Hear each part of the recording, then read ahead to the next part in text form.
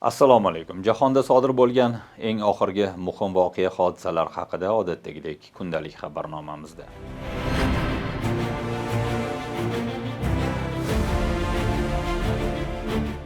Eron oliy rahnamosi Ali Xomenei AQSh tomonidan zarba berilishi mintaqaviy urush keltirib chiqarishidan ogohlantirdi.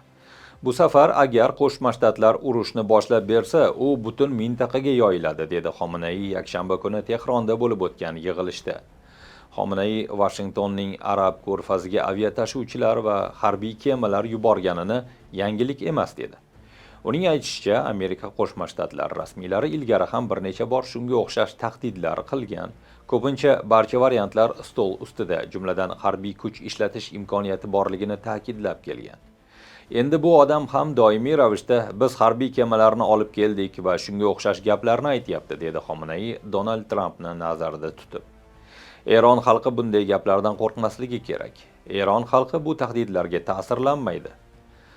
AQShning Eronga zarba berish ehtimoli haqidagi xavotirlar kuchayib borayotganiga qaramay, keskinlik pasayayotganidan darak beruvchi belgilar ham paydo bo'ldi. Shanba kuni Eronning yuqori martabali rasmiysi muzokaralar uchun tuzilmaviy asos shakllanayotganini bildirdi. Tramp ham jurnalistlarga Eron bilan jiddiy muzokaralar olib borilayotganini aytgan. Bundan tashqari mahalliy ommaviy axborot vositalari Eron fevral oyining o'rtalarida Hind okeani shimoliy qismida Xitoy va Rossiya bilan qo'shma dengiz harbiy mashg'ulotlari o'tkazishini bildirdi. Dengiz xavfsizlik kamari deb nomlangan qo'shma mashg'ulotlarda Eronning muntazam harbiy dengiz floti hamda Islom inqilobi muhofizlari korpusi, shuningdek Xitoy va Rossiya harbiy dengiz kuchlari qatnashadi.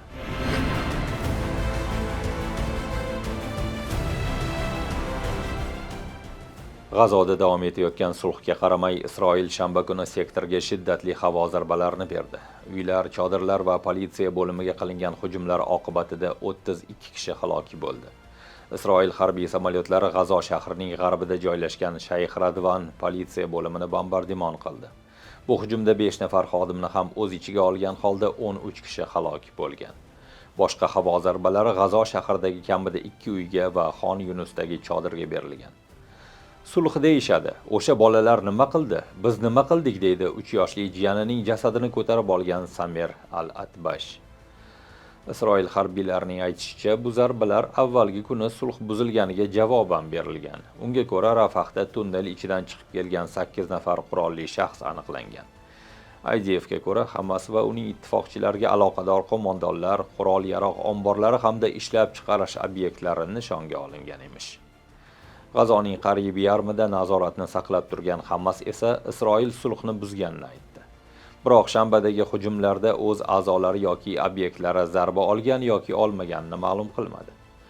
10-oktyabrdan buyon Isroil G'azoda sulhni bir necha marta buzib, 500 ga yaqin falastinlikni o'ldirdi. Reutersning xabar berishicha, Hamas sulhning ikkinchi bosqichi doirasida AQSh qo'llab-quvvatlaydigan yangi Falastin ma'muriyatiga o'zining 10,000 nafar politsiya xodimini qo'shishni talab qilmoqda. Bu talab Isroil tomonidan qarshilikka uchrashi ehtimoli yuqori.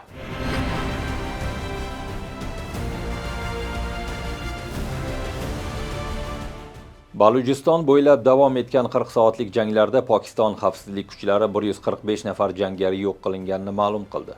Pokiston ichki ishlar vazirining o'rinbosari Talal Chaudhryning aytishicha, shanba kuni oddiy fuqarolar kiyimida bo'lgan hujumchilar shifoxonalar, maktablar, banklar va bozorlarga kirib o'q otishni boshlagan. Har bir holatda hujumchilar fuqarolar sifatida kirib, do'konlarda ishlayotgan oddiy odamlarni ayovsiz nishonga oldi, dedi u. Separatistik Balujiston ozodlik armiyasi hujumlar uchun javobgarlikni o'z zimmasiga oldi. Balujiston bosh vazirining aytishicha, jangarilar hujumlari oqibatida 17 nafar huquq-tartibot xodimi va 31 nafar tinch aholi vakili halok bo'lgan. Shuningdek, guruh Pokiston xavfsizlik kuchlarining 84 nafar a'zosini o'ldirganini va 18 nafarini asirga olganini da'vo qildi. Bunga javoban armiya, politsiya va terrorchilikka qarshi bo'linmalar keng ko'lamli qarshi operatsiyalarni boshlagan. Pokiston armiyasi shanba kuni 92 nafar, juma kuni esa 41 nafar jangari o'ldirilganini ma'lum qildi. Pokiston janub-g'arbidagi Eron va Afg'oniston bilan chegaradosh bu viloyatda isyonchilar xavfsizlik kuchlari tinch aholi va infratuzilmaga hujumlarni kuchaytirgan. Davlatning eng katta va eng kambag'al viloyati bo'lgan Balujistonda separatistlar ko'proq avtonomiya va tabiiy boyliklardan katta ulush talab qilyapti. Pokiston armiyasi hujumlar Hindiston tomonidan qo'llab-quvvatlangan jangarilar tomonidan amalga oshirilganini aytdi.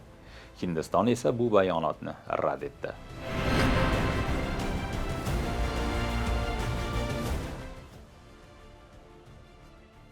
Ukraina rasmiylarining ma'lum qilishicha, 1 fevral kuni Dnipropetrovsk viloyatidagi konchilarning avtobusiga Rossiya droni zarba bergan. Hujum oqibatida kamida 12 kishi halok bo'lib, 7 kishi jarohatlangan. Hujum Volodimir Zelenskiy kelasi haftada 3 tomonlama muzokaralarning ikkinchi bosqichi bo'lishini e'lon qilgandan bir necha soat o'tib sodir bo'ldi. Qayd etilishicha, halok bo'lgan va jarohatlanganlarning barchasi smenadan qaytayotgan xodimlar bo'lgan. Hujum Ternivka shahrida sodir bo'lgan. E'lon qilingan videolarda oynalari chil-parchin bo'lgan, kuyib ketgan avtobus aks etgan. Bundan tashqari rasmiylar yakshanba kuni Zaporijya shahrida tug'ruqxona va turar joy binosiga berilgan zarbalar oqibatida kamida 9 kishi jarohatlanganini bildirdi. Zelenskiyning aytishicha, Putin 1 fevralgacha Ukraina energetika infratuzilmasiga hujum qilmaslikka rozi bo'lgan bo'lsa-da, mamlakatdagi logistika obyektlarini nishonga olishni davom ettirmoqda.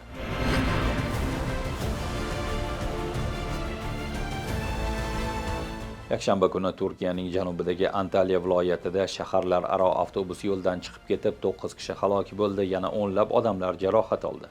Tasvirlarda avtobus avtomagistralga chiqish yaqinida qiyalikda yonboshlab yotgani aks etgan. Biz Ispartadan Antalyaga ketayotgan edik. Yo'lda tuman bor edi, haydovchi esa juda tez harakatlanayotgan edi, dedi halokatdan omon qolgan yo'lovchi Ahmed Kodas.